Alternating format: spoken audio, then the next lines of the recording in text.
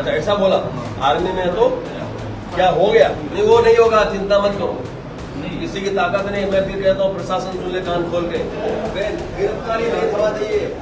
जो गिरफ्तारी फंसे ना तो आखा साबर काटा बने तेल को એને ખબર પડે એ બોલો ને ભાઈ, જે સમજતા હોય કાયદો એ બોલો ને, બીજા બૈરાને શું ખબર પડવાની? અને આ પોલીસ સ્ટેશન છે, આ નગરપાલિકા નથી, એટલે આની અંદર કોઈ મહેરબાની કરીને હું જ્યાં પાણીની ઓલી કરું છું ને, આની અંદર કોઈ આવતા નહીં હો, મહેરબાની કરી. માને છે તમારું? તમે ભાઈ માનતા હોય જ બોલજો વચ્ચે. માને છે તમારું? અરે મને ખબર છે સાહેબ, પછી એનું માનતા હોય તો બોલો ને ભાઈ. ગુજરાત પોલીસનું નામ પડે એટલે તમને સૌમ્ય અને સહજ સંવાદ કરતા પોલીસ વાળાઓ ભાગ્યે જ નજરે પડે છે. આજે ઇન્ડિયા વોઇસ તમને ગુજરાત પોલીસના એ બર્બર ચહેરા દેખાડે છે જેઓ માત્ર ખાખી પહેરી અને રોફ ઝાડવાનું જ જાણે છે. ગુજરાત પોલીસ માટે આ શર્મજનક ઘટના છે એમ કહીએ તો અતિશયોક્તિ નથી.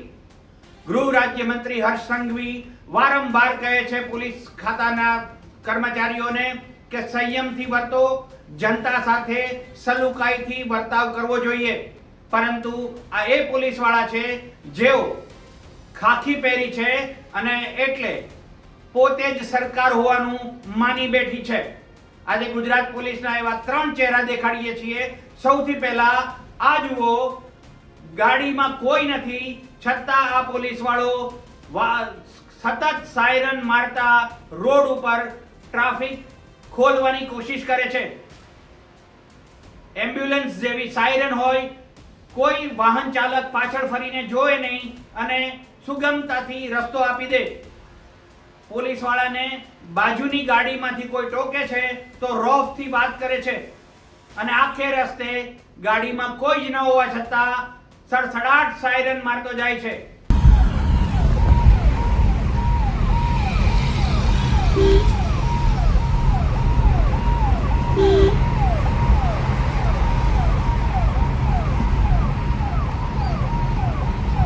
बिना किसी अधिकारी का तो आगे भी करता हो तो बता.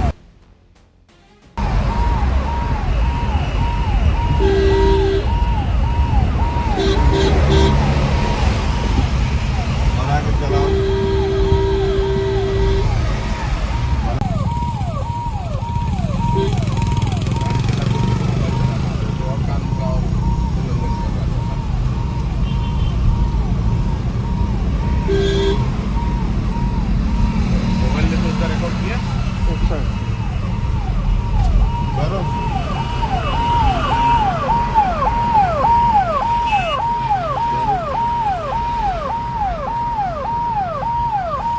क्या बोल रहे हो?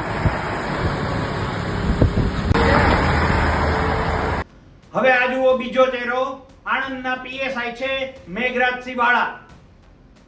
બૈરાઓને કોઈ ના બોલાવે, બૈરાઓને કોઈ પૂછે નહીં, આ પ્રકારની ભાષા વાપરી અને જનતા ઉપર તાડુકે છે.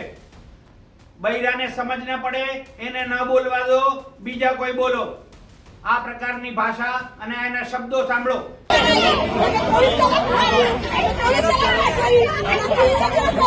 એને ખબર પડે એ બોલો ને ભાઈ, જે સમજતા હોય કાયદો એ બોલો ને, બીજા બૈરાને શું ખબર પડવાની? તમે બોલો, કોને શું તપાસ કરાવી છે બોલો. બધાને આની પાસે બોલે, જેમ જેમ એમ ઉપરના જાય છે અમે. અને આ પોલીસ સ્ટેશન છે, આ નગરપાલિકા નથી, એટલે આની અંદર કોઈ મહેરબાની કરીને હું જ્યાં પાણીની ઓલી કરું છું ને, આની અંદર કોઈ આવતા નહીં હો, મહેરબાની કરી. પછી અમારે ઓલું કરવું પડે. નગરપાલિકા નથી,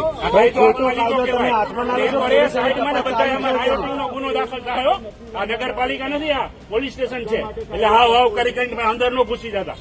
બરોબર, એટલે જે તમારું તપાસ કરે છે ભાઈ, તપાસ થશે એટલે તમને જાહેર એટલે કઈ બોલતા નથી, એટલે તમે આવો કરતા કરતા અહીંયા પહોંચી જાય તો હમણાં અંદર પહોંચી જશે. અંદર કોઈ નહીં આવે. હા, માને છે તમારું? તમે ભાઈ માનતા હોય જ બોલજો વચ્ચે. માને છે તમારું? અરે મને ખબર છે સાહેબ, પછી એનું માનતા હોય તો બોલો ને ભાઈ. તપાસ ચાલુ જ છે ને.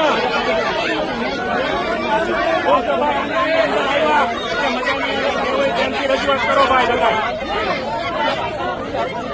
રાયોટિંગ નો ગુનો દાખલ થાય, પોલીસ સ્ટેશન આવ્યા એટલે બીજો અલગથી ગુનો દાખલ થશે. મ્યુનિસિપાલિટીની ઓફિસ લાગે છે તમને? એને હું જે તપાસ કરવી હું કરાવું બોલો ને શું એની ઈચ્છા હતી આપણે કરીએ, પણ કઈ અંદર ઘૂસી જવાનું ને પોલીસ સ્ટેશનની અંદર? હા તો પછી હવે બતાવીએ હિંમતનગરના મોતીપુરા સર્કલની ઘટના.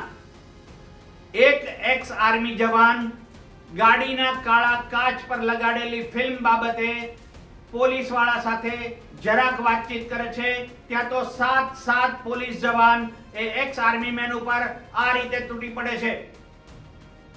એક્સ આર્મી જવાન એકલો હોવા છતાં સાતેય પોલીસ વાળાને ભારે પડે એવી રીતે હંફાવી દે છે, પરંતુ સાતે સાત પોલીસ વાળા આ એક્સ આર્મી યુવક ઉપર તૂટી પડે છે અને આખો મામલો નિવૃત્ત આર્મી ઓફિસર પાસે પહોંચે છે.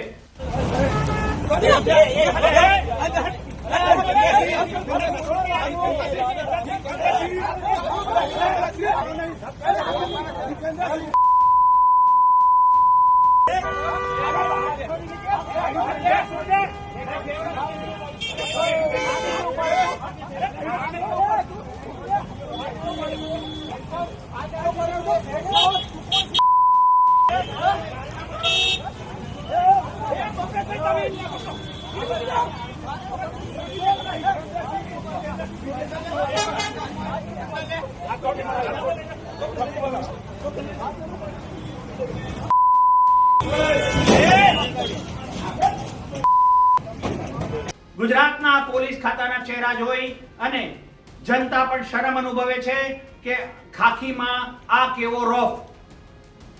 સૌજન્યતાપૂર્વક વર્તન કરવાનું ક્યાંય શિક્ષણ મળતું હશે?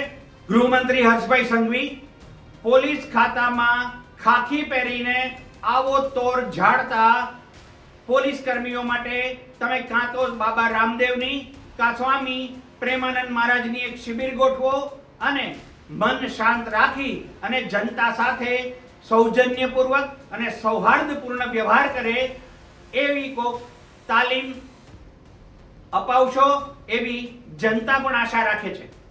નમસ્કાર.